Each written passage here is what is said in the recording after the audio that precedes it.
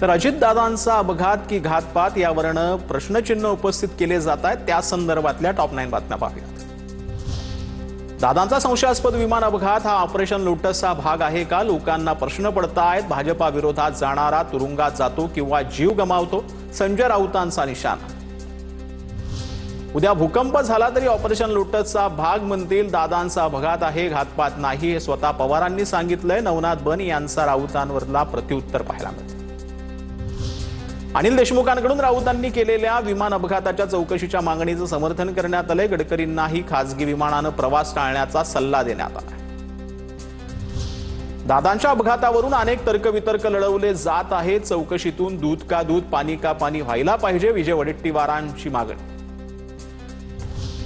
चर्चेत राहण्यासाठी राऊतांचे आरोप। अजित पवारांच्या अपघाताबाबत सीआयडी चौकशी सुरू आहे। पवारांनी भूमिका स्पष्ट करून राऊत संशय व्यक्त करतायत। प्रताप सरनाईकांची टीका।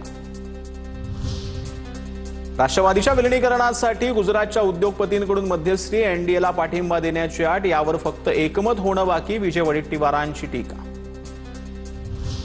वडेट्टीवारांनी भविष्यवाणी विषयावरती कोर्स केलाय वाटतं। आजकाल वडेट्टीवार प्रत्येक विषयावरती भविष्यवाणी करतायत, परिणय फुकेंची टीका।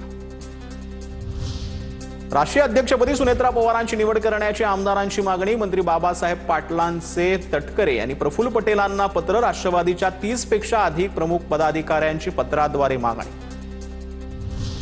जय पवारांची अजित पवारांसाठी भावनिक पोस्ट। डॅड, काश ही वेळ थांबली असती तर मी तुम्हाला आयुष्यभर घट्ट मिठीत घेऊन आयुष्यभर तसाच राहिलो असतो। जय पवार भाऊक।